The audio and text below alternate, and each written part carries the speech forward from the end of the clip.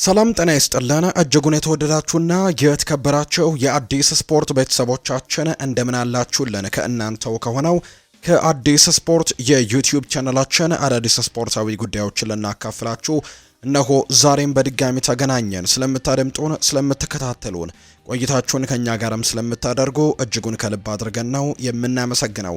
በዛሬ ፕሮግራማችን የተለያዩ ስፖርታዊ ጉዳዮችን ወደ እናንተ ለማድረስ እነሆ ዳግም ተገናኝተናል። ስለምታደምጡን ከልብ አድርገን እናመሰግናለን። የሀገር ውስጥ የኢትዮጵያ ፕሪሚየር ሊግን በተመለከተ ከዛ ውጭ ወደ ውጭ ሀገር ስፖርታዊ መረጃዎቻችን እናመራና ደግሞ ዛሬ የሚጠበቁ ጨዋታዎች ያሉ በተወዳጁ የእንግሊዝ ፕሪሚየር ሊግ ከምሽት 12 ሰዓት ጀምሮ የሚደረጉ የ24ኛ ሳምንት የፕሪሚየር ሊግ ጨዋታዎች የሚኖሩ ይሆናል። የእነሱንም ጨዋታ ጥቆሞች ወደ እናንተም የምናደርስ ነው የሚሆነው ውድ ቤተሰቦቻችን። ሌሎች ስፖርታዊ ጉዳዮችንም ከክለቦች ጋር አያይዘን ወደ እናንተ እናደርሳለን። እስከ ፕሮግራማችን ፍጻሜ ድረስ አብራችሁኝ ልትቆዩ በአክብሮት ጋብዛለሁ። ቪዲዮአችንን ላይክ ቻናላችንንም ሰብስክራይብ እያደረጋችሁ ከኛ ጋር ቆዩ። ከመሸጋገሪያ በኋላ በድጋሚ ተመልሰን እንመጣለን። አብራችሁኝ ቆዩ።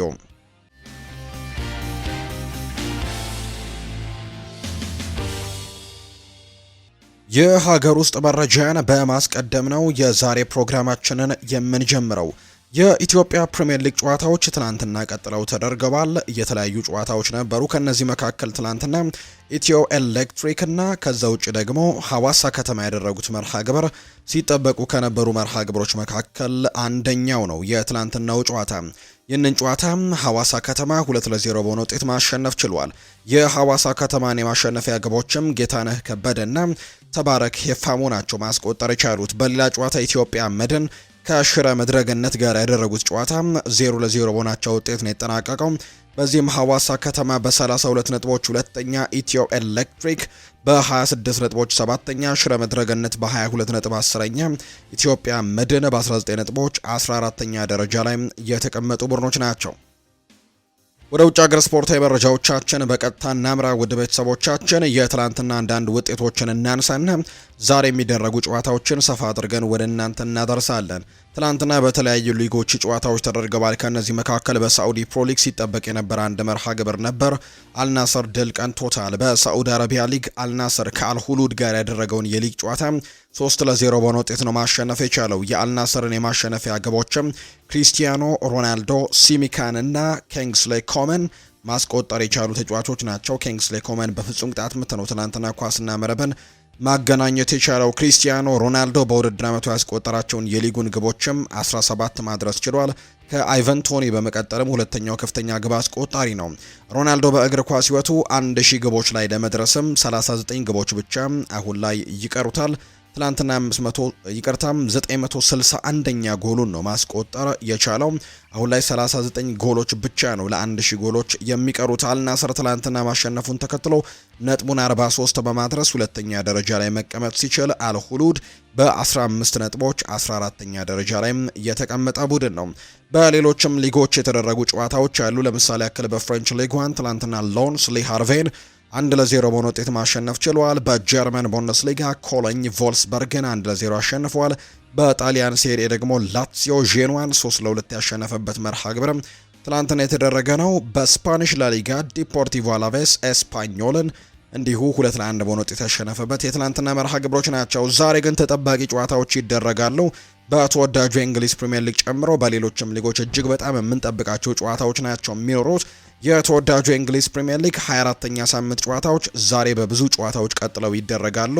ልክ ምሽት 12 ሰዓት ሲል የመጀመሪያዎቹ ጨዋታዎች የሚደረጉት። በተመሳሳይ ሰዓት ምሽት 12 ሰዓት ላይ 3 ያክል መርሃ ግብሮች ይደረጋሉ። አንደኛው በአሜክስ ስቴዲየም የሚደረገው የብራይተን ኤንድ ሆቭ አልቢዮን እና የኤቨርተን ጨዋታ ነው። እነዚህ ሁለት ቡድኖች እንግዲህ ጨዋታቸውን ያደርጋሉ። ዛሬም የሚደረግ መርሃ ግብሮች መካከል አንደኛው ነው። ምሽት 12 ሰዓት ላይ ከሚደረጉ ጨዋታዎች አንደኛው መርሃ ግብር ነው። ብራይተን እና እንዲሁ በአሜክስ ስቴዲየም የሚያደርገው ከኤቨርተን ጋር የሚደረገው ጨዋታ በተለይ በኤቨርተን በኩል ወሳኙ ተጫዋቻቸው የነበረው ጃክ ግሪሊሽ ምናልባት በዚህ የውድድር ዓመት ላይ መመለስ የሚችልበት አይነት ጉዳት እንደገጠመው የሚያሳዩ መረጃዎች እየወጡ ይገኛሉ። ቀዶ ጥገና ላይ ያስፈልገው እንደሚችልና የአጥንት ስብራት እንደገጠመው ጭምር የሚያሳዩ መረጃዎች ናቸው የወጡት። ስለዚህ በዛሬው ጨዋታ ላይ አይደለም በሌሎችም ጨዋታዎች ላይ የመመለስ እድሉ ጠባብ ነው ተብሎ ይታሰባል። በመካከላቸው የ3 ነጥብ ልዩነቶች ያሉ ኤቨርተን በ33 ነጥብ 10ኛ ደረጃ ላይ የተቀመጠ ቡድን ሲሆን ብራይተን በአንጻሩ ደግሞ 30 ነጥቦችን በመሰብሰብ 12ኛ ደረጃ ላይ የተቀመጠ ቡድን ነው። የፋቢያን ሆርዚሌር ቡድን በቅርብ ጊዜያትም ጥሩ ደረጃዎች ላይ የተቀመጠ ቡድን ነበር። ነገር ግን ባለፉት 5 ጨዋታዎች ማሸነፍ የቻለው አንድ መርሃ ግብር ብቻ ነውና በዛ ምክንያትም ደረጃው እያሽቆለቆለ 12ኛ ደረጃ ላይ ተቀምጧል። በአንጻሩ ኤቨርተን ያለፉትን 3 ጨዋታዎች ያልተሸነፈ ቡድን ነው። ስለዚህ ጠንከር ያለ ፉክክር ዛሬ በዳቪድ ሞይሱ ኤቨርተን እና በፋቢያን ሆርዚለኑ ብራይተን መካከል የሚደረግ ይሆናል። ጨዋታው አሜክስ ላይ ልክ ምሽት 12 ሰዓት ሲል የሚደረግ ነው። ሌላኛው ወልቨርሃምፕተን ወንደረርስ እና ቦርንመስ የሚያደርጉት ጨዋታ ነው። ወልቨርሃምፕተን ወንደረርስ አሁን ላይ ምናልባት ለመትረፍ ትልቅ ነገሮችን ማድረግ ይችላሉ ተብሎ ከታሰበ በቃ ሊጠቀሙ የሚችሉበት ጊዜ አሁን ነው። ካልሆነ ግን ጊዜው እያለቀ ነው የሚሄደው። አሁን ላይ ፕሪሚየር ሊጉ ሊጠናቀቅ 14-15 ያክል ጨዋታዎች ብቻ ነው የሚቀሩትና ነጥቦችን አስተካክለው ከፍ ለማለት የሚፈልጉ ከሆነ ምናልባት አሁኑኑ ስራ መጀመር ይኖርባቸዋል ተብሎ ይታሰባል። እርግጥ ነው ባለፉት ጥቂት ጨዋታዎች ያመጧቸው ውጤቶች ጥሩ የሚባሉ ናቸው። ባለፈው ሳምንት ምንም እንኳን በማንቸስተር ሲቲ ቢሸነፉም ነገር ግን ተከታታይ ጨዋታዎች ላይ ነጥብ ይዘው እየወጡ የነበረበትን አጋጣሚ ተመልክተናል። ከወራጅ ቀጠናው ደግሞ ለመውጣት የግድ 17 ነጥብ ልዩነት ነው ያላቸው ከኖቲንግሃም ፎረስት ጋርና በጣም ከባድ ያደርግባቸዋል ተብሎ ይታሰባል። ወልቭስ ለመትረፍ እጅግ በጣም ከባድ ጊዜያቶችን ያሳልፋል ተብሎ ይታሰባል። ዛሬ ግን ከቦርንመዝ ጋር የሚያደርጉት ጨዋታ ይጠበቃል። የአንዶኒ ኢራኦላው ቡድን ወደ አሸናፊነት እየተመለሰ ያለ ቡድን ነው። ቦርንመዝ ባለፉት ጨዋታዎች ላይ ወደ ማሸነፉ መጥቷል። በቅርብ ጊዜያቶች በጣም አስቸጋሪ ውጤቶችን ሲያመጣ ነበር። ባለፈው ሳምንትም ሊቨርፑልን ማሸነፉን እናስታውሳለን። ያለፉትን 3 ጨዋታዎች ደግሞ አልተሸነፈም። ሁለቱን አሸንፎ አንዱን አቻ በሆነ ውጤት ነው ያጠናቀቀውና የኢራኦላው ቡድን አሁን ላይ እየተሻሻለ ያለ ቡድን ይመስላል። 13ኛ ደረጃ ላይ ተቀምጧል 30 ነጥቦችን። ዛሬ ከሜዳ ውጭ ወደ ሞሊኒዮ አቅንቶ ነው ወልቨርሃምፕተን ወንደረርስን ምሽት 12 ሰዓት ሲል የሚገጥመው። በተመሳሳይ ምሽት 12 ሰዓት ሲል ሁሉም አይኖች የሚጠብቁት ጨዋታ ኤላንድ ሮድ ላይ የሚደረገው መርሃ ግብርን ነው። ሊድስ ዩናይትድ እና አርሰናልን ያስተናግዳል። ይሄ ጨዋታ በተለይ አሰልጣኝ ዳንኤል ፋርከ እንግዲህ ሊሰናበቱ በጣም ከጫፍ ደርሰው ከዛ በኋላ ግን በጣም መሻሻሎችን እያሳዩ ይገኛሉ። ዳንኤል ፋርከና ከወራጅ ቀጠናውም ለመራቅ ጥረቶችን እያደረጉ ነው። እርግጥ ነው በ6 ነጥቦች ርቀዋል። አሁን 16ኛ ደረጃ ላይ ተቀምጠዋል። በቅርብ ጊዜያት ግን ወራጅ ቀጠና ውስጥ ገብተው የነበሩበትን አጋጣሚ እንመለከታለን። አሁን ለተለያዩ ቡድኖች ፈተና እየሆነ ያለ ቡድን ነውና በ23 ጨዋታዎች 26 ነጥቦችን በመሰብሰብ 16ኛ ደረጃ ላይ ተቀምጧል። ዛሬ በሜዳው ጨዋታውን ያደርጋል። ከአርሰናል ጋር ነው መርሃ ግብሩን የሚያደርገው። አርሰናል ምንም እንኳን በተወዳጁ የእንግሊዝ ፕሪምየር ሊግ በሳምንቱ መጨረሻ ሽንፈት ቢገጥመውም በተሸነፈበት ውጤት 3-2 ነበር የተሸነፈው። በሳምንቱ አጋማሽ ካራት አልማቲን በተመሳሳይ የ3-2 ድል ደግሞ አካክሶ ወደ ዛሬው ጨዋታ ይመጣል ተብሎ ይታሰባል። በጉዳት ምክንያት በአርሰናል በኩል የሚያመልጠው ብቸኛው ተጫዋች ማክስ ዶመን ነው። ከዛ ውጭ ያሉት ሁሉም የአርሰናል ስብስቦች ወደ ሜዳ የተመለሱበት መርሃ ግብር ነው። ሁሉንም ስብስቡን ያገኛል አሰልጣኝ ሚኬል አርቴታ በዛሬው ጨዋታ ላይና በተለይ ግን በሊድስ ዩናይትድ በኩል ደግሞ ሉካስ ንሜቻ በዛሬው ጨዋታ ላይ አይኖርምና ወሳኝ የሚባል አይነት ተጫዋቻቸው ነበር። ነገር ግን በዛሬው ጨዋታ ላይ የመሰለፍ እድል የለውም ተብሏል። 37792 ደጋፊዎችን በሚይዘው ኤላንድ ሮድ ላይ ይደረጋል። ስቱዋርት አትዌል ይህንን ጨዋታ በመሃል ዳኝነት ይመሩታል ተብሎ ይታሰባል።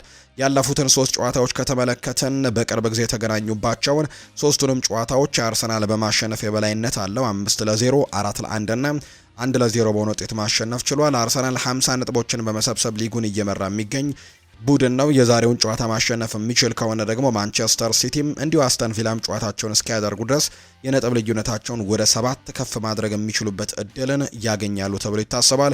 ዛሬ ለአርሰናል እጅግ በጣም ወሳኝ የሆነ ጨዋታ ይሆናል ተብሎ ይታሰባል። ይህ መርሃ ግብርም ልክ ምሽት 12 ሰዓት ሲል በኤላንድ ሮድ የሚደረግ መርሃ ግብር ነው። ምሽት 2 ሰዓት ከ30 ሲል ቼልሲና ዌስትሃም ዩናይትድ ጨዋታቸውን ያደርጋሉ። የስታንፈርድ ብሪጅ ላይ የሚደረግ መርሃ ግብር ነው። ቼልሲ በተለይ አሰልጣኝ ሊያም ሮስኒየርን ከቀጠለ በኋላ በጣም ጥሩ የሚባሉ ውጤቶችን አምጥተዋል። 5 ጨዋታዎችን ያደረጉት 4ቱን በድል ነው ያጠናቀቁት። ብቸኛው ሽንፈታቸው በአርሰናል የካራባው ካፕ የመጀመሪያ ዙር የተሸነፉበት መርሃ ግብር ካልሆነ በስተቀር በሌሎቹ ጨዋታዎች ላይ ድሎችን ማድረግ ችሏል። በቡድኑ ላይም አዎንታዊ ለውጦችን ማምጣት የቻለበትን አጋጣሚ የተመለከትነው በአሰልጣኝ በኩል ማለት ነው። በሊያም ሮስኒየር በኩል ቶሲን አደርቤዮ፣ ላቪ ኮልዊል፣ ዳሪዮ ኢሶጉ፣ ሮሚዮ ላቪያ በዛሬው ጨዋታ ላይ በቼልሲ በኩል የማንመለከታቸው ተጫዋቾች ናቸው። በረጅም ጊዜ ጉዳትና እንዲሁ በቅርቡ ጉዳት በገጠማቸው ተጫዋቾች መሰረት ዛሬ ግን ስታንፈርድ ብሪጅ ላይ እንደመደረጉ ይህንን ጨዋታ ለማሸነፍም ቼልሲ የተሻለ ግምት የተሰጠው ቡድን እንደሆነ ተመልክተናል። ባለፉት 3 የእርስ በርስ ግንኙነቶቻቸውም ቼልሲ የተሻለ ቡድን ነው። 5-1 አሸንፏል የመጀመሪያውን ዙር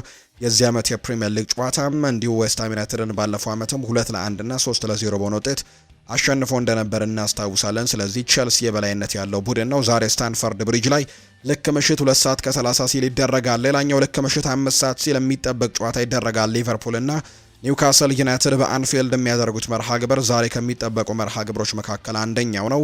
ሁለቱም ጠንካራ የሚባሉ ተወዳዳሪዎች ናቸው። ሁለቱም በአውሮፓ ቻምፒየንስ ሊግ ላይ ለመሳተፍ ትልቅ ትንቅንቆችን እያደረጉ የሚገኙ ቡድኖች ናቸው። በመካከላቸውም የ3 ነጥብ ልዩነት ብቻ ነው ያለው። ዛሬ ኒውካስል ዩናይትድ እንግዲህ ማሸነፍ የሚችል ከሆነ ከሊቨርፑል በላይ በደረጃ ሰንጠረዡ መቀመጥ ይችላል። ምክንያቱም ሊቨርፑል 36 ነጥቡን ይዞ 3 ንጹህ ጎል ነው ያለው። በአንጻሩ ኒውካስል ዩናይትድም 33 ነጥቡን ይዞ 3 ንጹህ ጎል ነው ያለው። ስለዚህ ዛሬ ማሸነፍ የሚችል ከሆነ ኒውካስል ዩናይትድ ነጥባቸው እኩል 36 ይሆናል። ነገር ግን ጎል ካስቆጠረባቸው የንጹህ ጎላቸው መጠን ከፍ ስለሚል ሊቨርፑልን በደረጃ መብለጥ የሚችሉበት መርሃ ግብር ነው።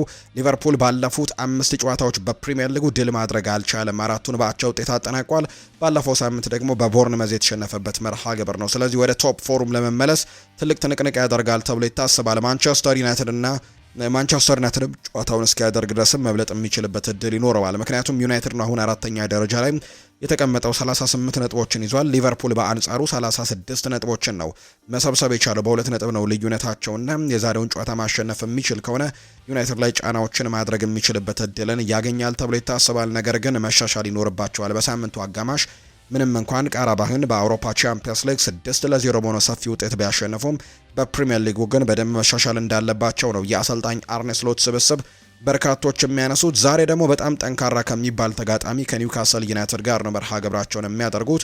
ካለፉት 5 ጨዋታዎች 3ቱን ያሸነፈው አንዱን የወጣና አንዱን የተሸነፈ ቡድን ነው። ባለፈው ሳምንት ሽንፈት እንደገጠመው እናስታውሳለን በፕሪሚየር ሊጉ። ነገር ግን ጠንካራ ቡድን እንደሆኑ በደንብ የምናውቀው አይነት ቡድን ነው የኤዲሃው ቡድንና የዛሬው ጨዋታ በትልቅ ጉጉት እንዲጠበቅ አድርጎታል። ጨዋታው ልክ ምሽት 5 ሰዓት ሲል በአንፊልድ ሮድ እንደሚደረግ ነው የወጡ መርሃ ግብሮች የሚያሳዩት። ሊቨርፑል በኩል ረጅም ጊዜ ጉዳት ላይ የሚገኙት ስቴቨን ባጄቲች፣ ኮነር ብራድላይ፣ ከዛ ውጪ አሌክዛንደር ኢሳክ፣ ጂኦቫኒ ሊዮን አይኖሩም። ጀረሚ ፍሪምፖንግ ግን በአውሮፓ ቻምፒየንስ ሊግ ባደረገው ጨዋታ ላይ ጉዳት ገጥሞታልና በዛሬው ጨዋታ ላይ እንደማይኖር የተረጋገጠው። በኒውካስል ዩናይትድ በኩል ጆኤል ሊንተን፣ ኢሜል ክራፍት፣ እንዲሁ ቴኖ ሊቨርማንቶ እንዲሁ ፋቢን ሼር በዛሬው ጨዋታ ላይ የመሰለፍ ዕድላቸው በጣም ጠባብ የሆኑ ተጫዋቾች ናቸው።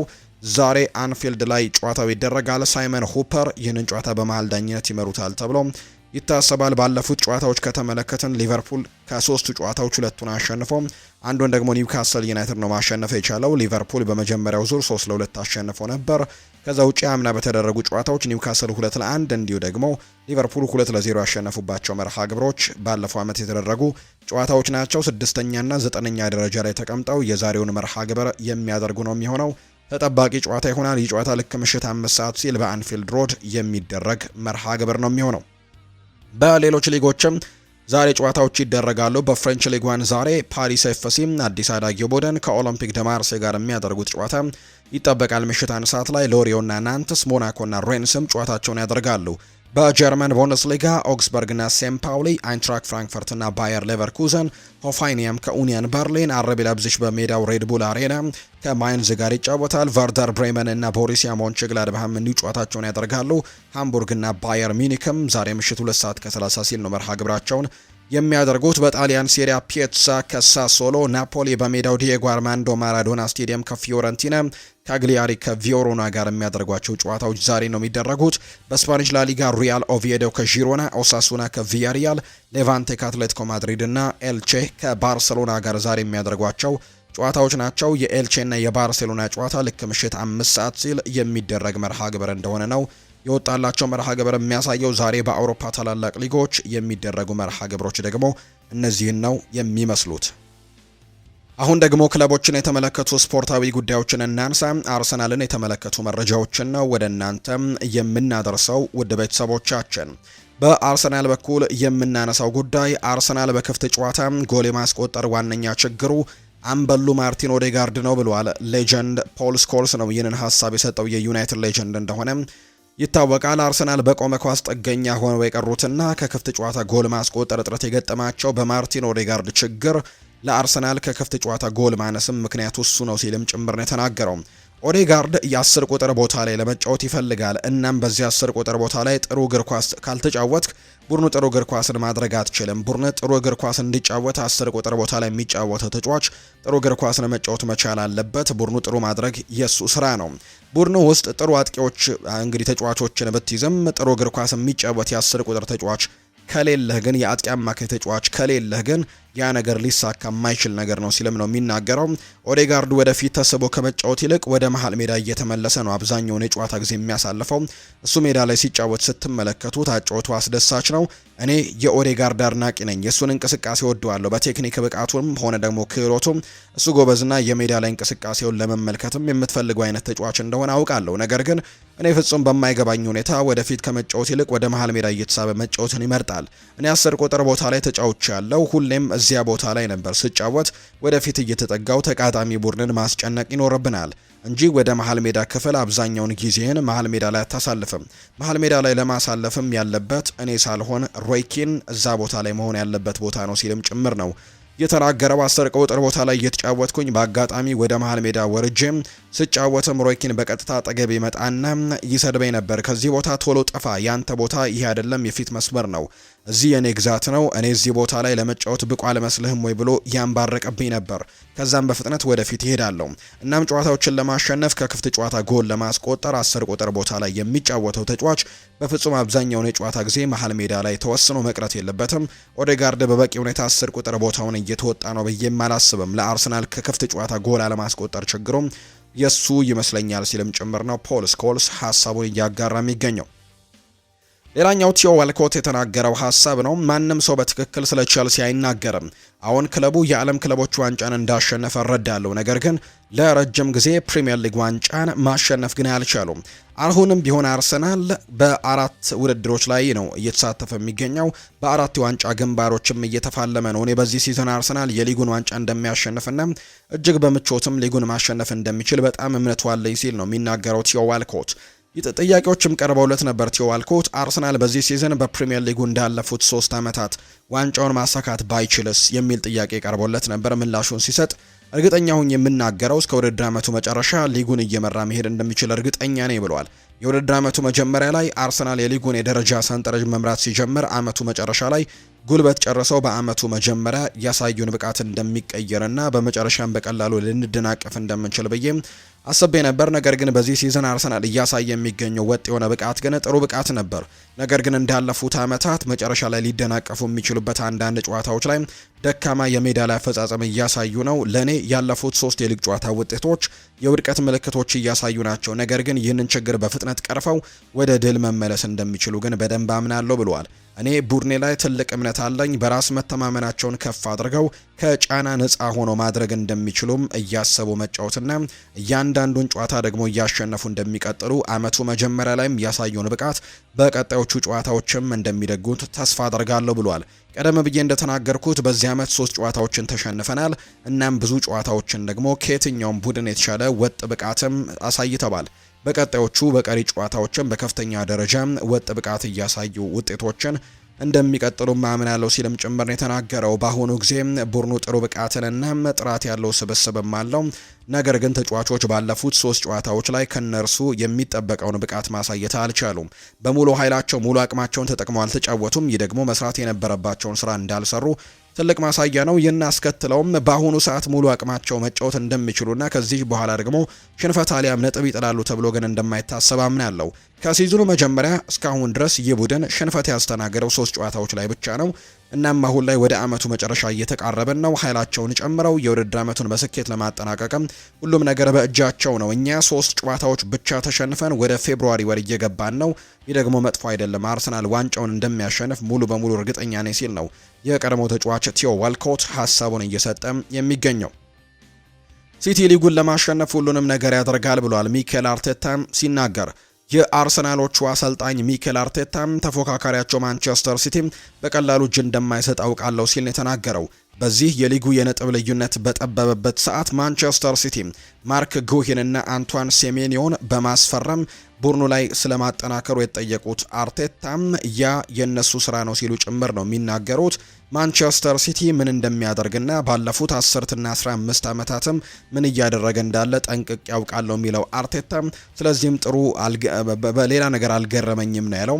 አክሎም ማንቸስተር ሲቲ ፕሪሚየር ሊግን ማሸነፍ ይፈልጋል፣ ለማሸነፍ ደግሞ ሁላችንም ያንን ነገር እናደርጋለን ሲል ነው የገለጸው። አሰልጣኝ ፔፕ ጓርዲዮላ አርሰናል የዓለም ምርጥ ቡድን ያሉትን የጭንቅላት ጨዋታ ነው ብዬ አላስብም ሲልም ነው ሚኬል አርቴታ የተናገረው። ሲቲ ለማሸነፍ ጥረት እያደረገ ነው፣ እኛ ደግሞ ዋንጫውን ለማሸነፍ በትልቁ ከዛ በላይ ጥረት ማድረግ ይኖርብናል ሲልም ጭምር ነው ሚኬል አርቴታ የሚናገረው። የሰንደርላንዱ አሰልጣኝ እንዳስታወቁት ግራኒት ዣካ ከ3 ሳምንታት በላይ ለሆነ ጊዜ ከሜዳ ይርቃል። ይህ ማለትም በቀጣይ ሳምንት ወደ ኤሚሬትስ ተመልሶ አርሰናል ከሰንደርላንድ ጋር የሚያደርጉት ጨዋታ ያልፈዋል። በቀጣይ ሳምንት ሌላ ምርመራ እንደሚያደርግም ጭምር ነው የተነገረው። አርሰናሎች አዩብ ቦአዲን ለማስፈረም ከፍተኛ ፍላጎት አላቸው። አዩብ ቦአዲ በዝውውር ገበያው ውስጥ በተለይም ለአርሰናል ቅድሚያ ከሚሰጣቸው ጉዳዮች አንዱ ሆኖ ነው የሚቀጥለው። ከዚህ የውድድር ዘመን መጨረሻ ጀምሮ ከተጫዋቹ እይታ አንጻር ሲታይ ከሞላ ጎደል ወደ አርሰናል መሄዱ የተረጋገጠ ይመስላል። አርሰናል ተጫዋቹን ለማስፈረምም ከፓሪስ ሰን ዠርሜን ጋር በመፎካከር ረገድም በጣም ቁርጠኛው ክለብ ነው። በዚህ ክረምትም ትልቅ ጥያቄ ከቀረበላቸው እሱን ለመሸጥም ዝግጁ እንደሚሆኑ ጭምር ነው መረጃዎቹ እየወጡ የሚገኙት። አርሰናል ዛሬ ከሊድስ ዩናይትድ ጋር የሚያደርገው ጨዋታን ለማካሄድ የነበራቸው የጉዞ እቅድ ከተሰረዘ በኋላም ተቋርጧል። አርሰናል ወደ ሊድስ የሚወስዳቸው አውቶቡሶችም ለመከራየት ተገዷል። የአርሰናል ተጫዋቾች ከሰዓትም ልምምድ ከሰሩ በኋላ ነው ወደ ዮርክሻየር ያቀኑት። ይሁን እንጂ በረራው የተሰረዘበት ምክንያት እስካሁን አሳማኝ አይደለም። ምንም እንኳን ጭጋጋማ የሀገሪቱ ክፍሎች ቢሸፍነውም ለጉዞ መሰረዝ ግን በቂ ነው ተብሎ ግን እንዳልታመነ ነው መረጃዎች የሚያሳዩት። ነገር ግን አሁን ላይ ወደ ሊድስ እንዳመሩ ነው የተነገረው። ኢያን ራይት አርሰናል ሊድስን ስለሚያደርጉት ጨዋታ ይናገራል።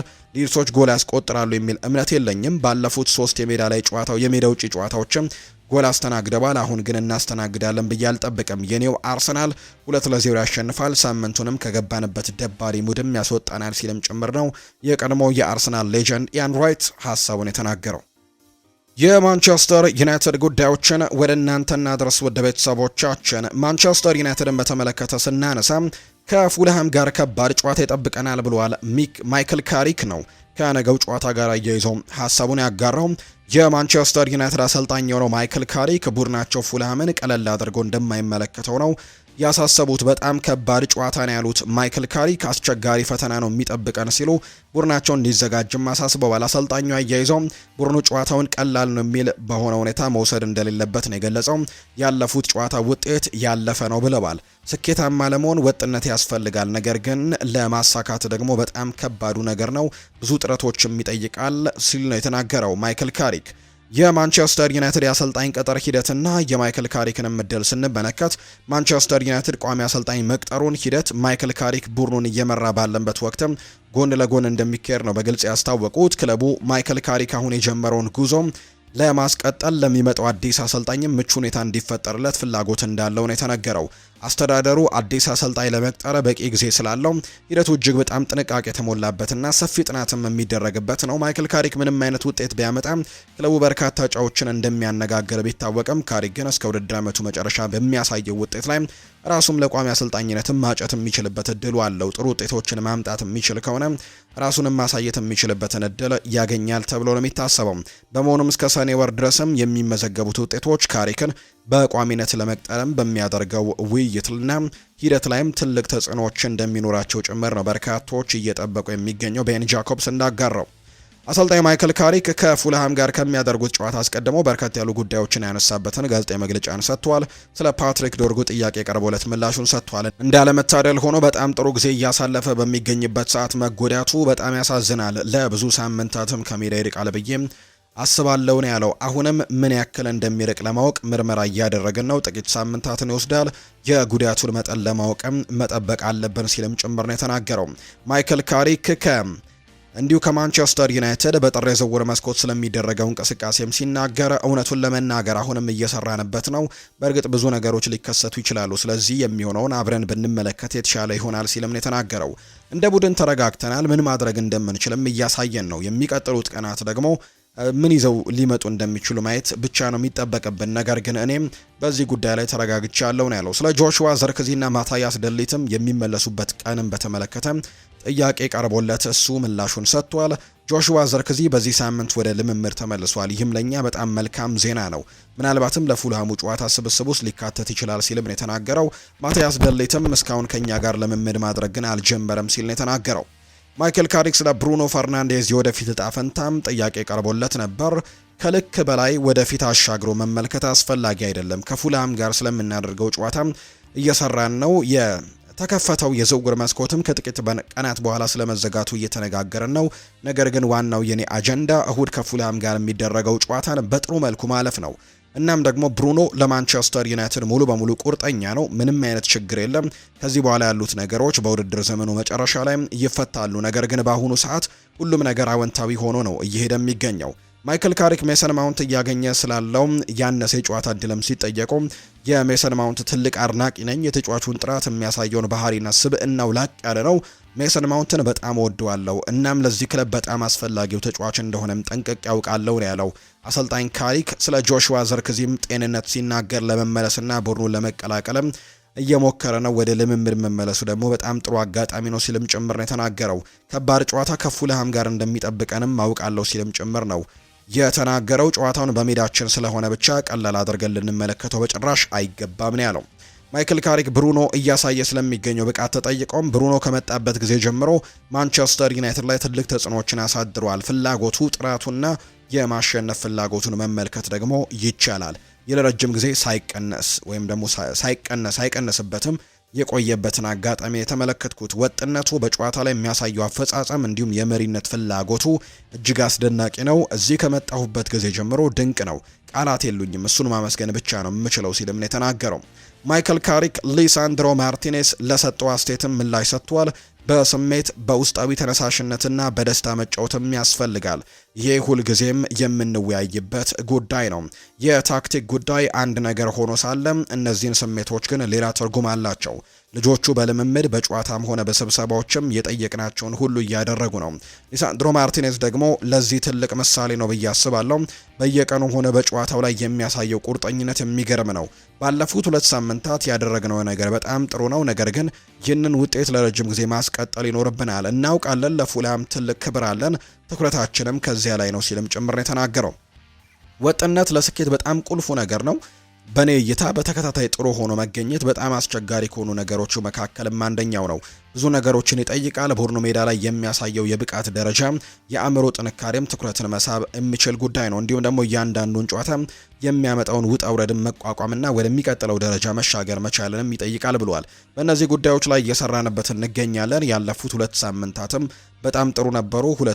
ሁለት ደግሞ ጥሩ ውጤቶችን አስመዝግበን የመጣ ነውና ይህንን ጨዋታ ለማሸነፍም ትልቅ እድል ይኖረናል ሲልም ይናገራል። የቀድሞ ተጫዋች የነበረው ቴዲ ሼሪንጋም በአንጻሩ አሁንም በማንቸስተር ዩናይትድ እህል ውሃው አላለቀም ብዬ አስባለሁ ብሏል። ቴዲ የታሪካዊው የ1998-99 የትሬብል አሸናፊ ቡድን ወሳኝ ሰው የነበረውና በአጠቃላይ በቀዩ ምድርም 7 ዋንጫዎችን ያሸነፈው ሌጀንድ አጥቂ እንደሆነ ይነገራል። ቴዲ ሼሪንጋም በውሰት በናፖሊ የሚገኘው ራስመስ ሆይላንድ ወደ ዩናይትድ ቤት የመመለስ እድል እንዳለውና እንዲመለስም እንደሚፈልግ ነው አያይዞም የተናገረው። በግሌ እኔ በእግር ኳስ ነገሮች በፍጥነት እንደሚለወጡ አምናለሁ። በተለይም ቡድኑን የሚመራው ሰው ሹምሽር ለውጥም ሲኖር ይህም ደግሞ የበለጠ እምነት ይጨምረዋል። ማይክል ካሪክ እንደ ራስመስ አይነት ተጫዋች ያለውን ግንኙነት በደንብ ያውቃል። ምናልባትም የእሱን ምርጥ ብቃት የሚያወጣበት መንገድም ይኖረው ይሆናል ብዬ አስባለሁ። ከዚህ በፊትም ስለነበረው ቆይታ ግድ አይሰጠኝም። ምርጥ እግር ኳስ ተጫዋች መሆኑ ግን እርግጥ ነው። ባይሆን ኖሮ ቅድሚያም ወደ ማንቸስተር ዩናይትድ ባልተዘዋወረ ነበር። ስለዚህም ራስመስ ሆይላንድን መልሱትና ትንሽ እድል ይሰጠው ላለው ከዚያም አሁን ያለበትን ሁኔታ እንዲሁም የአእምሮ ጥንካሬው ደረጃ የት እንዳለን ፈትሸው ከዛ በፊት በዩናይትድ በድጋሚ የመጫወት ክለብም የመነጨ ፍላጎት እንዳለው ማወቅና መረዳት ያስፈልጋል። እርሱ ራሱ ብቁ ነኝ ብሎ ያምናል ወይ? መመለሱን ይፈልገዋል ወይ? ከሚሉ ጥያቄዎችን መጀመር ይኖርብናል። ከዛ በኋላ ግን የሚመለስበትን መንገድ ደግሞ ስራዎችን መጀመር ያስፈልጋል ሲልም ጭምር ነው የቀድሞ ማንቸስተር ዩናይትድ የአጥቂ መስመር ተጫዋች የነበረው ቴዲ ሼሪንጋም ሀሳቡን የሰጠው። ቸልሲን የተመለከቱ መረጃዎችን ወደ እናንተ እናደርስ። ኤቨርተን ታይሪክ ጆርጅን ለማስፈረም ፍላጎት አለው ተብሏል። የመርሲሳይዱ ክለብ ኤቨርተን የቸልሲውን የፊት መስመር ተጫዋች የሆነው ታይሪክ ጆርጅን የማስፈረም ከፍተኛ ፍላጎት እንዳላቸው የሚያሳዩ መረጃዎች እየወጡ ነው። ቸልሲ የ19 ዓመቱን ተጫዋች ታይሪክ ጆርጅን በዚህ ሳምንት ለመሸጥ ማቀዱ ዘገባዎች እየወጡ ይገኛሉ። ኤቨርተን ተጫዋቹን ለማስፈረም ከእንግሊዝና ከአውሮፓ ክለቦች ጋር ከፍተኛ ፉክክር ሊጠብቀው እንደሚችል ነው ዘ አትሌቲክ የተባለ የመረጃ ምንጭ ይፋ ያደረገው። ተጫዋቹ በዘንድሮው የውድድር ዓመት ለቸልሲ በቋሚነት ተሰልፎ መጫወት የቻለው በ5 አጋጣሚዎች ብቻ ነው። ቸልሲም ሊሸጣቸው ካሰቡ ተጫዋቾች መካከል አንደኛው ነውና የመርሲሳይዱ ክለብ ኤቨርተን ይህንን ተጫዋች ለማስፈረም ማቀዱ ለቸልሲም ለመሸጥ እንዲያመቸው ያደርግለታል ተብሎ ይታሰባል። ስለዚህም ታይሪክ ጆርጅ ወደ መርሲሳይዱ ክለብ ኤቨርተን ወደ ዳቪድ ሞይሱ ቡድን ሊያቀና የሚችልበት እድሉ አለው እየተባለ ይገኛል። በቅርቡም ይሄ ዝውውር ሊፈጸም የሚችልበት እድል እንዳለ ነው መረጃዎች የወጡት። ቸልሲ ከተጫወተባቸው ክለቦች ምርጡ ነው ወይ ተብሎ ኤዲን ሃዛርድ ጥያቄ ቀርቦለት ነበር። አይደለም ሲል ነው የተናገረው። በቸልሲ የነበረኝ ቆይታ በጣም ጥሩ የሚባል ነው፣ ነገር ግን መዘንጋት የሌለብን ለሪያል ማድሪድም ተጫውቼ ያለው ሪያል ማድሪድ ምርጡ ክለብ እንደሆነ ሁሉም ሰው ያውቃል ሲል ነው ኤዲን ሃዛርድ የተናገረው። ሊያም ሮስኒየር ሀሳቡን ሰጥቷል። ሌቪ ኮልዊል ሜዳ ላይ ጠንክሮ እየሰራ ነው፣ የውድድር ዓመቱ ከመጠናቀቁ በፊትም ወደ ሜዳ ይመለሳል ሲል ነው ሊያም ሮስኒየር የሚናገረው። ሮስኒየር ይቀጥልና ጆሽ አቼፖንግን ከኔ ጋር በቸልሲ ቡድን ውስጥ እፈልገዋለሁ፣ እሱ በጣም ጥሩ ተጫዋቻችን ነው ሲልም ነው የተናገረው። ሰሞኑን አቼፖንግን በተመለከተ የተለያዩ ክለቦች ጥያቄዎችን እያቀረቡ ይገኛሉ። በተለይም ደግሞ በቅርቡ ማርክ ጎኪን ለማንቸስተር ሲቲ ያሳለፈው የሰጡት እንግዲህ ክሪስታል ፓላሶች አቼፖንግን እንደሚፈልጉት ሲነገር እንደነበር እናስታውሳለን። ነገር ግን አሰልጣኝ ሊያም ሮስኒየር ግን በቸልሲ ቡድን ውስጥ ከሚፈልጋቸው ተጫዋቾች መካከል አንደኛው እንደሆነ ነው ይፋ ያደረገው። ሮስኒየር ስለ ኮል ፓልመር የሚናገራል። በናፖሊ ጨዋታ ከድንቅ ጨዋታ ጋር 2 አሲስቶችን አድርጓል። ከዌስትሃም ዩናይትድ ጋር ደግሞ ቋሚ ሆኖ ለመጀመር ተዘጋጅቷል። ስለዚህም ኮል ፓልመር በጣም ደስተኛ ነው ሲልም ጭምር ነው የተናገረው። ማንቸስተር ሲቲን እንመልከት። ኦስካር ቦብ በይፋ ፉልሃምን ተቀላቅሏል። ፉልሃም ኖርዌያዊውን የክንፍ መስመር ተሰላፊ ኦስካር ቦብን ከማንቸስተር ሲቲ ማስፈረማቸውን ነው በይፋ ያስታወቁት። ፉልሃም ተጫዋቹን በ31 ሚሊዮን ዩሮ የዝውውር ሂሳብ ማስፈረማቸው ይፋ ተደርጓል። ማንቸስተር ሲቲ ከተጫዋቹ የወደፊት ሽያጭም 20 በመቶ ድርሻ እንደሚኖራቸው ነው የተነገረው። የ22 ዓመቱ ኦስካር ቦብ በፉልሃም የ5 ዓመታት ኮንትራት ሲፈርምም በክለቡ የ14 ቁጥር ማሊያንም ይለብሳል ተብሎ እንደሚጠበቅ ጭምር ነው መረጃዎች እየወጡ የሚገኙትና ወደ ፉልሃም መቀላቀሉ ይፋ ተደርጓል። ስለ አርሰናል መደነቃቀፍ ማሰብ የለብንም ብሏል ፔፕ ሊንደር ሲናገር። የቶተናሙ ጨዋታ ከባድ ይሆናል ሲልም ጭምር ነው የተናገረው። አሰልጣኝ ፔፕ ጓርዲዮላ በገጠማቸው የግል ጉዳይ ምክንያት በትላንትናው ጋዜጣዊ መግለጫ ላይ አልተገኙም። በአንጻሩ ምክትላቸው ፔፕ ሊንደርስ ነው ይህንን ነገር ያደረጉት ወይም ደግሞ ጋዜጣዊ መግለጫውን የሰጡትና በምትኩ የቡድኑ ረዳት አሰልጣኝ ይህንን ነገር ከጋዜጠኞች ጋር ቆይታን አድርገዋል። በቆይታቸው ወቅትም ጀረሚ ዶኩ በጉዳት ምክንያት ለ2 ወይም ለ3 ሳምንታት ከሜዳ እንደሚርቅ አረጋግጠው ተናግረዋል። ስለ ቶተንሃም ጨዋታ ያነሱት ፔፕ ሊንደርስ ሲናገሩ ቶተንሃም ብዙ ጥንካሬዎች ያሉት አስደናቂ ቡድን ነው ሲሉም ጭምር ነው የተናገሩት። ጨዋታው ከባድ ይሆናል ያሉት አሰልጣኙ ለማንቸስተር ሲቲ አስቸጋሪ ፈተና ይሆናልም ሲሉ ጭምር ተናግረዋል። አርሰናል ይደናቀፍ እንደሆነ የተጠየቁት አሰልጣኙ በራሳችን ላይ ማተኮርና ለማሸነፍ መሞከር ነው ያለብን፣ ስለ አርሰናል መደነቃቀፍ ብዙም ማውራቱ አስፈላጊ አይደለም ሲልም ጭምር ተናግሯል። አሰልጣኝ ፔፕ ሊንደርስ ሲናገሩ የሩበን ዲያስ መኖሪያ ቤት ዘረፋ ተፈጽሞበታል ተብሏል። የማንቸስተር ሲቲው ተከላካይ ሩበን ዲያስ መኖሪያ ቤት ይህ ነገር እንደገጠመው ነው አሰልጣኝ ፔፕ ሊንደርስ ያስታወቁት። የተጫዋቹ መኖሪያ ቤትም እሱ በቻምፒየንስ ሊግ ጨዋታ እንዲሁም ባለቤቱ ደግሞ ለስራ ወደ ደቡብ አፍሪካ ባመራችበት ወቅት ነው ይህ ነገር የገጠመው። ዘራፊዎቹ በተለያዩ ቁሳቁሶችና በርካታ እቃዎችን እንዳወጡ እንዲሁ ምርመራ እየተካሄደባቸው እንደሆነም ነው ይፋ የተደረገው። አሰልጣኝ ፔፕ ሊንደርስ በበኩላቸው እንደ ክለብ ልናግዘው ጥረት እናደርጋለን፣ ከጎኑም እንቆማለን በማለትም ጭምር ነው ሀሳቡን የሰጠው። ደጋፊዎቻችን ሲቲን ሳይሆን እኛን እንደሚደግፉን አልጠራጠርም ብለዋል ቶማስ ፍራንክ። ይህንን ነገር የተናገሩበት ትልቁ ምክንያት ከዚህ በፊት እነዚህ አይነት ጉዳዮች ስለገጠሙ ነው። አርሰናል በአንድ ወቅት ላይ ጨዋታውን ሲቲና ቶተናም በሚያደርጉበት ጨዋታ ምናልባት ሲቲ ቢሸነፍ ኖሮ አንደኛ ደረጃን ይዞ ሊያጠናቀቅ የሚችልበት ትልቅ እድልን ያገኘበት አጋጣሚ እንደነበር እናስታውሳለን እና በዛ ጨዋታ በቶተናም ሆትስፐርስ ሜዳ መደረጉን እናስታውሳለን። ያንን ጨዋታ በተመለከተ በርከት ያሉ የቶተናም ደጋፊዎች ሲቲ የገዛ ቡድናቸው ቶተናምን እንዲያሸንፍ ትልቅ ፍላጎት እንደነበራቸው ሲገለጽ ነበር። ሶን ሂዩንግሚን የምናስታውሰው ነው። በአንድ አጋጣሚ ከስቴፈን ኦርቴጋ ጋር ፊት ለፊት ተገናኝተው ግብ ጠባቂው ያዳነውን አጋጣሚና ሲስተው ራሱ ጭምር ደስተኛ እንደነበሩ የሚያሳዩ ሪያክሽኖች ነበሩና ያ ነገር እንደማይደገም ተስፋ አደርጋለሁ ሲሉ ነው ቶማስ ፍራንክ የተናገሩት። በፕሪሚየር ሊጉ ለዋንጫ ፉክክር ላይ የሚገኘው ማንቸስተር ሲቲ ከቶትናም ጋር ነው ተጠባቂ የፕሪሚየር ሊግ ጨዋታውን የሚያደርገው። አንዳንድ የቶትናም ደጋፊዎች የከተማ ተቀናቃኛቸው አርሰናል ዋንጫ እንዳያሸንፍ ማንቸስተር ሲቲ ክለባቸውን እንዲያሸንፍ እንደሚፈልጉ ነው እየተገለጸ ያለው። በጉዳዩ ላይ አስተያየታቸውን የሰጡት አሰልጣኝ ቶማስ ፍራንክም የሁለቱ ክለቦች ተፎካካሪነትን በደንብ አውቃለሁ ብለዋል። ነገር ግን ደጋፊዎቻችን ሁልጊዜም እኛ እንድንሸነፍ እንደሚደግፉን ያደርጋሉ ብዬ አላስብም። እኛን እንደሚደግፉን እንድናሸንፍም እንደሚያደርጉን ነው ምረዳው፣ አልጠራጠርም ሲሉ ተናግረዋል። አሰልጣኝ ቶማስ ፍራንክ ማንቸስተር ሲቲን የምናሸንፈው ከሆነ ደጋፊዎቻችን እንደሚደሰቱ ምንም ጥርጥር የለኝም ሲሉ ጭምር ነው የተናገሩት አሰልጣኝ ቶማስ ፍራንክ። ሊቨርፑልን የተመለከተ መረጃን ወደ እናንተ እናደርስ ውድ ቤተሰቦቻችን። አላማችን 4 ውስጥ ማጠናቀቅ ነው ብሏል አሰልጣኝ አርነ ስሎት። የመርሲሳይዱ ክለብ ሊቨርፑል አሰልጣኝ አርነ ስሎት ሊቨርፑል በቀጣይ በሚያደርጋቸው ጨዋታዎች ወሳኝ ናቸው በማለት ይፋ አድርጓል። አርነ ስሎት ከኒውካስል ዩናይትድ ጨዋታ በፊት ምን አሉ ተብሎ እንግዲህ ሲነገርም 4 ውስጥ ማጠናቀቅ ማሳካት የምንፈልገው ነገር ነው። ስለዚህም እያንዳንዱን ጨዋታ ከመቼውም በበለጠ በጣም ወሳኝ ነው ሲሉ ይናገራሉ። በዝውውር ገበያው ላይ እኛን መርዳት የሚችል ተጫዋችም ከተመለከትንና እንደሚሆን ካመንም ለማስፈረም ወደ ኋላ አንልም ሲልም ነው የተናገረው። ከርቲስ ጆንስ ለጨዋታው ዝግጁ ነው። ጆ ጎሜዝም ለጨዋታው ዝግጁ አይሆንም፣ ነገር ግን ለረጅም ጊዜ አይቆይም።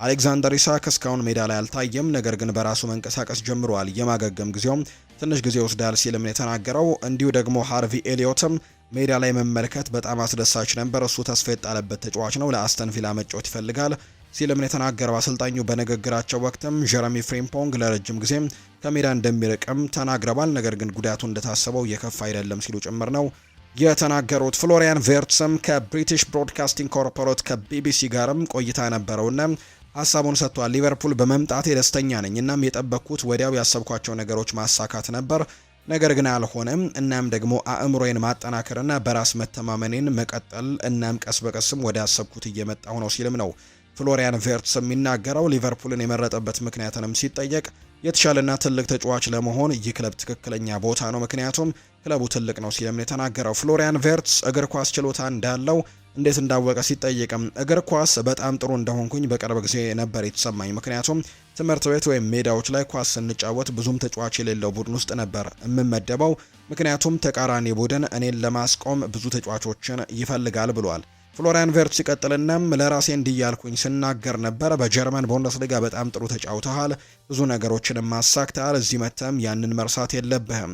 እናም ደግሞ አሁኑ ሲዝኑ ሲጀምርም ከነበረው በላይ በጣም ጥሩ ቦታ ላይ ነኝ፣ እናም ተመችቶኛል ሲልም የተናገረው። ፍሎሪያን ቬርትስ በቅርብ ጓደኛው ስለሆነው ኤኪቲኬ ሲናገርም ከእንደሱ አይነት ተጫዋቾች ጋር በመጫወቴ በጣም ደስተኛ ነኝ። ኤኪቲኬ በጣም ጥሩና አሪፍ ባህሪ ያለው ሰው ነው።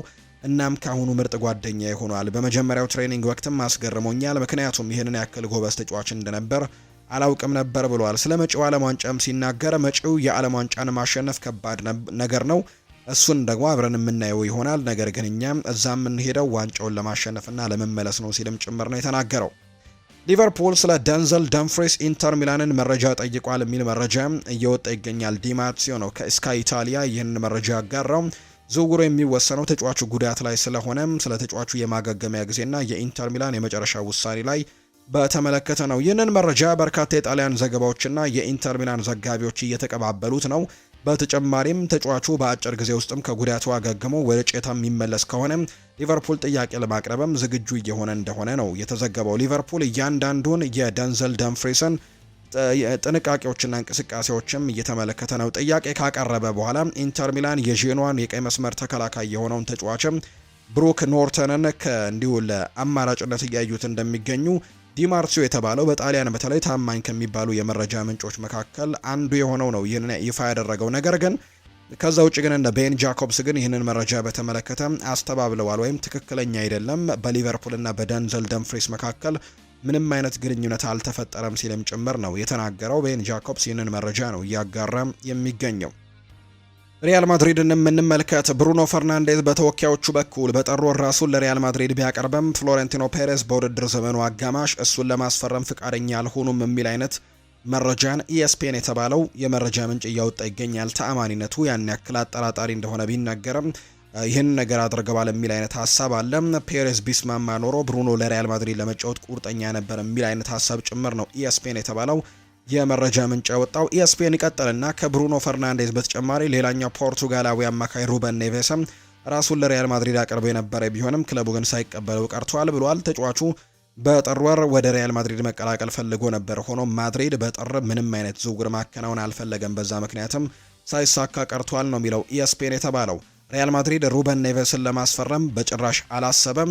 ይህም ያልሆነበት ምክንያት ደግሞ ተጫዋቹ አሁን ያለበት እድሜ ነው። እናም የክለቡ አመራሮች ምንም እንኳን የመሃል ሜዳ ተጫዋቾች እንደሚያስፈልጋቸው ቢያምኑም በክረምቱ የዝውውር መስኮት ላይ ግን ከዚህ ተጫዋች ጋር ምንም አይነት ስምምነቶችን ማድረግ እንዳልፈለጉ ነው ኮፕ የተባለው የመረጃ ምንጭ ያጋራው። በቀጣይ ሪያል ማድሪድ ከቤኔፊካ ጋር በሚያደርገው ጨዋታ ላይ ምንም አይነት አስገራሚ ነገር አልጠበቀም። ሪያል ማድሪድ የበለጠ ሊያስጨንቀው የሚችለው በዚህ ጠባብ ካሌንደር 2 ተጨማሪ ጨዋታዎችን መጫወቱ ነው። አሁን ግን ቤኔፊካን በቀላሉ አሸንፎ እንደሚያልፍ ያውቃል። እናም አስቀድሞ 8 ውስጥ መገኘቱ ተረጋግጧል ብሏል። የቀድሞ ሌጀንዱ ቶኒ ክሮስ ነው ይህንን ሀሳብ የሰጠው። ዣን ፊሊፕ ማቴታ ወደ ኤሲ ሚላን ሊያመራ ነው። የጣሊያን ሴሪኤው ክለብ ኤሲ ሚላን የክሪስታል ፓላሱን የፊት መስመር አጥቂ ፊሊፕ ማቴታን ለማስፈረም ነው በመስራት ላይ የሚገኙት። ኤሲ ሚላን በቀጣይ ሳምንት ሰኞ የዝውውር መስኮቱ ከመጠናቀቁ በፊት ዝውውሩን ለማጠናቀቅም እየሰሩ ይገኛሉ። በዚሁ ምክንያትም ተጫዋቹ ኖቲንግሃም ፎረስትን ከሚገጥመው የክሪስታል ፓላስ ስብስብም ውጭ ተደርጓል። አሰልጣኝ ኦሊቨር ግላስነርም በጉዳዩ ላይ በሰጡት አስተያየት እሱ ለመጫወት በትክክለኛው ቦታ ላይ አይደለም ሲሉ ጭምር ነው የተናገሩት። እሱ ከክለቡ ይለቃል ተብሎ ስለሚጠበቅ ደግሞ በቀጣይ ደግሞ የተለያዩ ተጫዋቾችን እየተመለከቱ ይገኛሉ ክሪስታል ፓላሶች። ከነዚህ መካከል ኢቫን ጉሳንድስን ማስፈረማቸው ተነግሯል። ከዛ ውጭ ደግሞ ሌላኛው የወልቨርሃምፕተን ወንደረርስ ተጫዋች የሆነው የአጥቂ ስፍራ ተጫዋቹን ለማስፈረምም ትልቅ ጥረቶችን እያደረጉ ነው። ጆርገን ስቫን ላርሰንን ለማስፈረምም እንቅስቃሴ እያደረገ እንደሚገኝ ይፋ ተደርጓልና እነዚህ ጉዳዮችን እየተመለከቱ ነው። ነገር ግን የክሪስታል ፓላስ ከፍተኛ ግብ አስቆጣሪ የሆነው እንዲሁም በርከት ያሉ በዚህ ባለፉት ጥቂት ዓመታት እያስቆጠረላቸው የሚገኘው ፈረንሳዊው ዣን ፊሊፕ ማቴታ ግን ከክለቡ ክሪስታል ፓላስ ጋር ሊለያይ ከጫፍ መድረሱን የሚያሳዩ መረጃዎችን ነው የተመለከት ነው።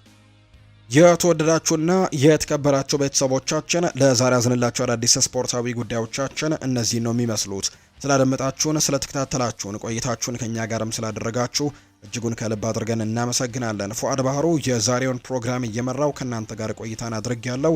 በቀጣይ ፕሮግራሞቻችን ሌሎች ስፖርታዊ ጉዳዮችን፣ ሌሎች አዳዲስ መረጃዎችን አካተን በድጋሚ ተመልሰን የምንገናኝ ይሆናል። ስላደመጣችሁኝ፣ ስለተከታተላችሁኝ ቆይታችሁ በሙሉ ከኛ ጋር ስለነበር ከልብ አድርገን አመሰገንን። በቀጣይ ፕሮግራሞቻችን በድጋሚ ተመልሰን የምንገናኝ ይሆናል። መልካም ጊዜ፣ መልካም ቆይታ፣ መልካም ቀንም እንዲሆንላችሁ ጭምር ነው በአክብሮት የምመኘው። ዛሬ የሚደረጉ ጨዋታዎችን እንድትከታተሉ በአክብሮት እንጋብዛለን። ዛሬ ተጠባቂ ጨዋታዎች ይደረጋሉ። አርሰናል ዛሬ ከሊድስ ጋር ጨዋታውን ያደርጋል። ቼልሲ እንዲሁ ዛሬ ነው መርሃ ግብሩን የሚያደርገው። ሊቨርፑልና እንዲሁ ደግሞ ኒውካስል ዩናይትድም የሚያደርጉት ጨዋታም ዛሬ በተወዳጁ እንግሊዝ ፕሪሚየር ሊግ ከሚደረጉና ከሚጠበቁ ጨዋታዎች መካከል አንደኛው ነው ተብሎ ይታሰባል። እነዚህን ጨዋታዎች እንድትመለከቱ በአክብሮት ጋብዛለሁ። ሌሎች ስፖርታዊ ጉዳዮችንም ማካተን በቀጣይ ፕሮግራሞቻችን በድጋሚ የምንገናኝ ነው የሚሆነው። መልካም ጊዜ፣ መልካም ቀን እንዲሆንላችሁ ነው በአክብሮት የምመኘው።